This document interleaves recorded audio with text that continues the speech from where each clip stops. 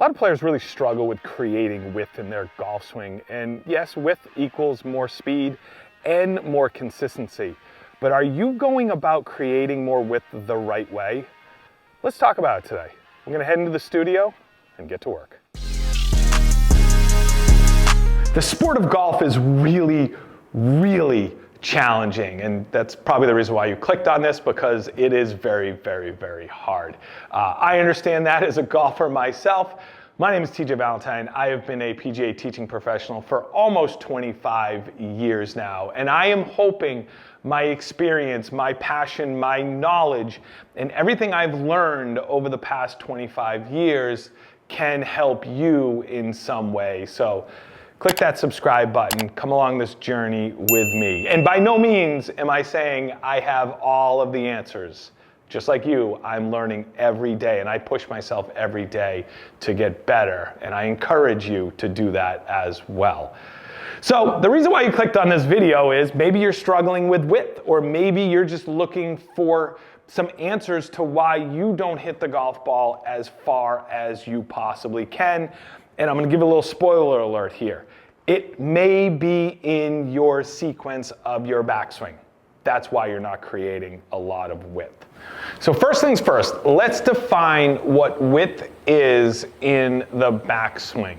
So we can measure everything. And in fact, I have this sensor on my wrist right now. It's called a DeWiz. I use it a lot in my teaching. I measure a lot of things. What we can measure, we can get better, because what we can measure, we can create a baseline.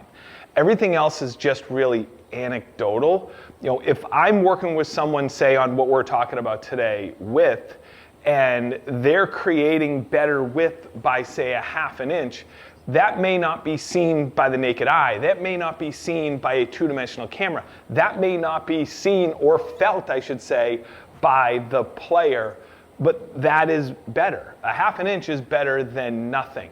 So I like to measure everything because I want to make sure we're basing things off of facts, not anecdotal, not guessing, not just visually with the eyes. So the DeWiz, I'll put information down in the description below if you are interested. Use this in a lot of my lessons. A handful of my students have this. It measures a whole bunch of different variables in the swing. And the thing that I'm using it for today is to measure the width of the backswing. And the measurement of width of backswing is determined by, in my address position. So I have my address position, my hand position, this is where the sensor is. My hand position essentially is below my sternum.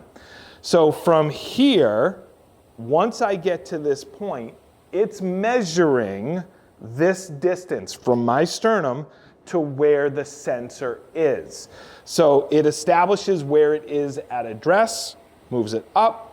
Once I get to this point, it understands the distance from my center. So we have width. Now, why we know width can create more speed. That's just simple physics. The smaller the circle, the slower everything is going to work. The wider the circle, physics, faster it's going to work.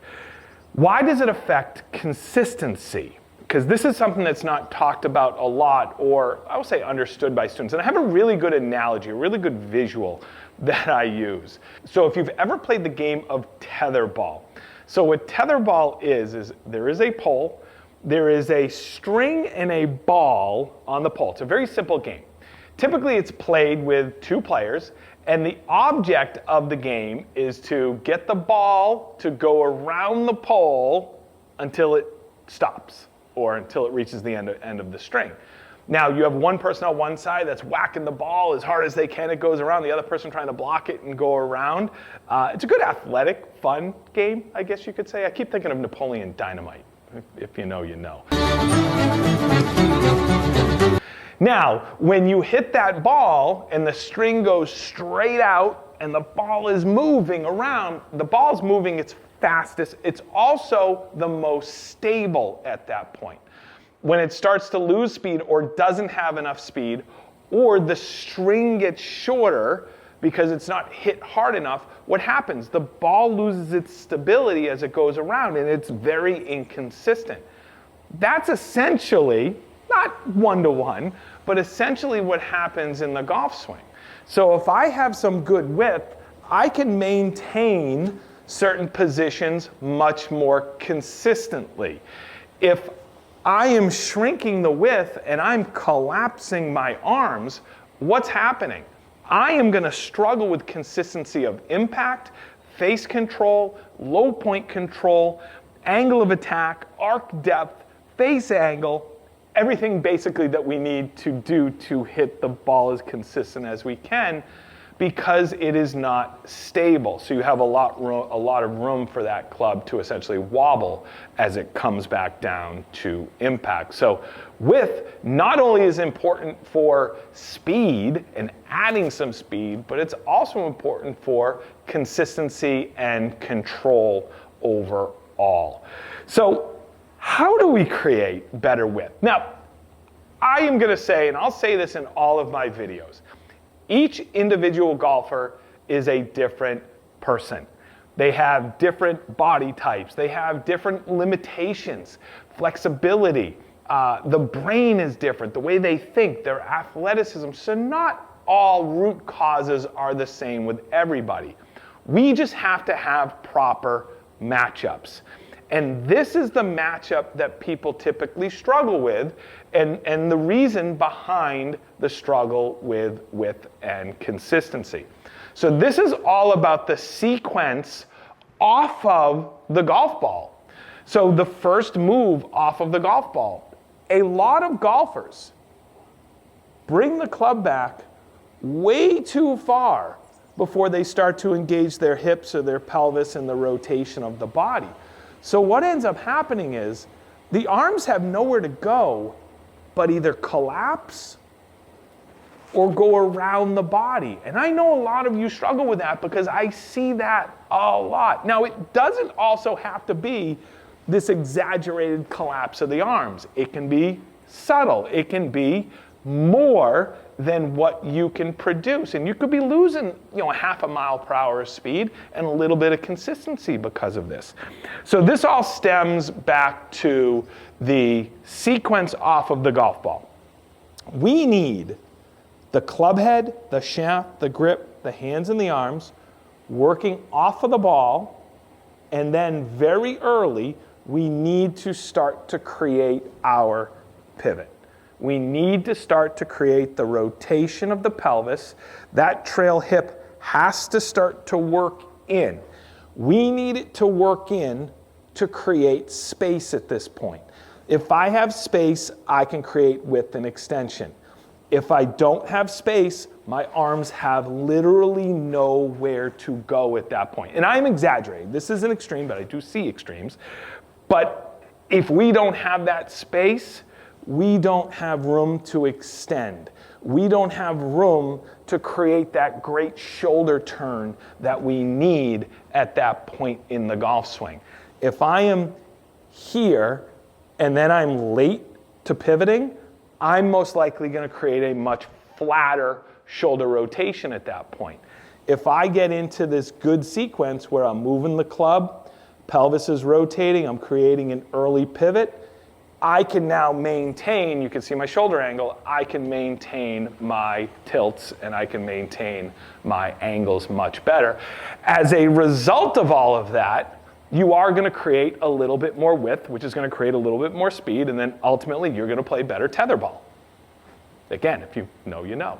You're going to hit the ball better overall. So I'm going to hit a couple balls here.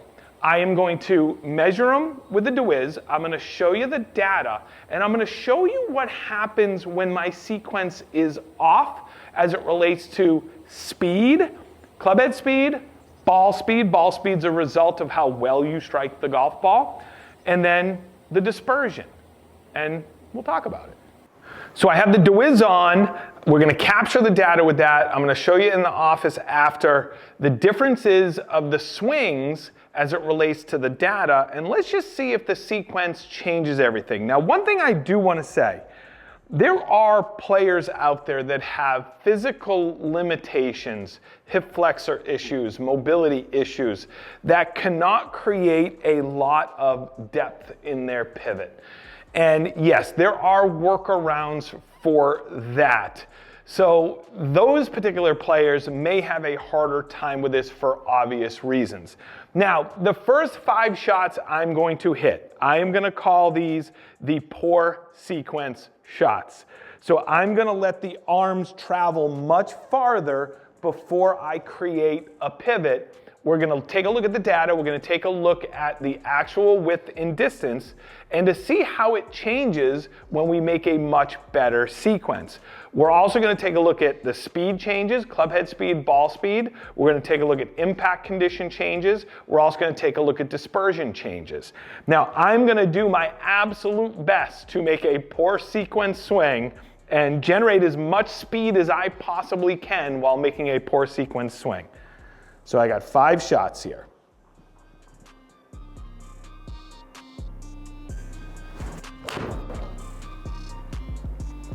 That is not easy to do. I hit the green though.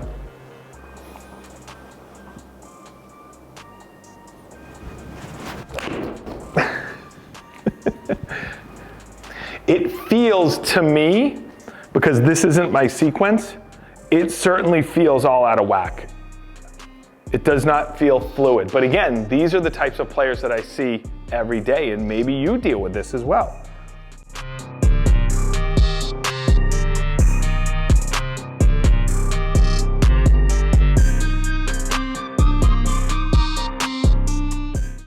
All right, so now I'm gonna hit 5 shots where I make a better sequence, where I'm letting the club work back and my pelvis is gonna work in, my trail hip is gonna work in, I'm gonna create a better pivot, and overall, hopefully a better sequence.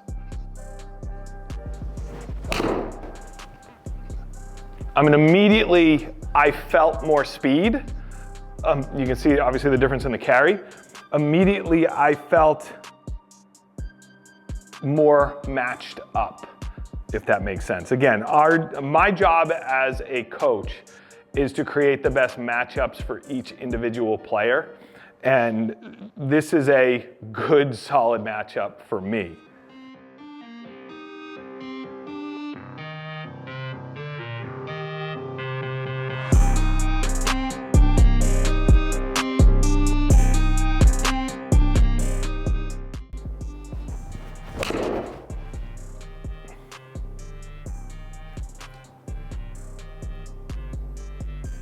So those were the 5 shots with a better sequence where as the club head, shaft, grip, and hands were working off the ball, I was already starting my pivot. So my trail hip was already working in at that point. Let's go over to the office. Let's take a look at the data, see if there was a difference. So let's dive into the data, and as you can imagine, there is a pretty substantial difference between the poor sequence and the better sequence. I'm going to show you a couple of the differences. So the first thing on the screen here, I pulled up a poor swing, one of the poor swings. I just pulled one of them up, and I pulled one of the better sequence swings. The better sequence is on the right, poor is on the left. I'm going to go to the top of the swing.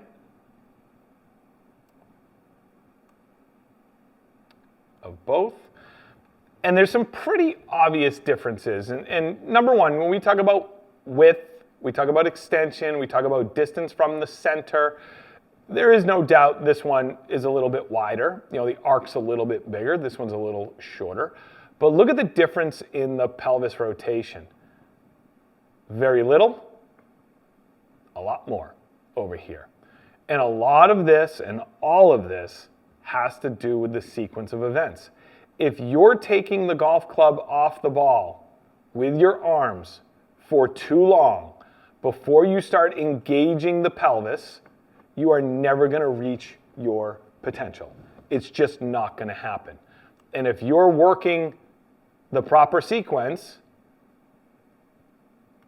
you have a better chance at reaching your potential. So let's just take a look at the difference between these. Let's just show the dispersion graph first. So the blue is the poor sequence, the yellow, the better sequence. That's a pretty obvious difference between the two. Let's take a look at some club data here. So let's go through the poor sequence shots first. So you'll notice the strikes. So these are the strikes up here on the face. You'll notice the club going through the hitting zone. Ooh, that was almost a shank. I mean, you see how low on the face I was hitting the golf ball? Pretty erratic too, overall. Now let's take a look at the better sequence, and obviously you can see immediately much, much, much tighter. And you can just notice on the film, hitting the ball much closer overall to the center of the face. That was a little heely.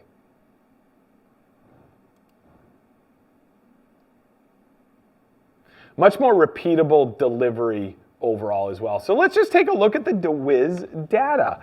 So again, what we're looking at is one simple data point here. We're looking at your max backswing width. And the first 5 shots on here, 1 through 5, those were the poor sequence. It did miss one of them. It did miss the 10th one. So I have 4 of the good sequence. But obviously you can see the difference here. 18.8, 20.2, 18.2, 19.2, 18.9 inches. There's a little bit more variability within those as well. And you notice once I get to the better sequence, 22.1, 22.1, 22.7, 21.7. So it is wider by, on average, we'll just say roughly 2.5, 3 inches, which is going to give you, from a physics standpoint, more speed overall. But going back to that analogy that I gave at the beginning, the tether ball analogy, the first 5 ones down here, the reason why the width can be different and the inconsistencies of strike are different, imagine that ball on that tether, that rope, and the rope is not taut. It's not all the way out and moving around. It is going to be way more inconsistent as it's moving through space and time if it is not fully extended. I am not fully extended on these bottom 5 right here. I'm just not, because of my sequence. So that leads to the sloppiness of my delivery. That leads to the sloppiness of face contact, arc depth, face control, all of those things. That's why I was all over the place when I did that. Now, once I tighten that up, the sequence up, and the backswing width got super consistent overall, so did my delivery. At the end of the day, if you have a better sequence off of the golf ball, you are going to hit the ball better, and as a bonus, you're probably going to hit the ball farther.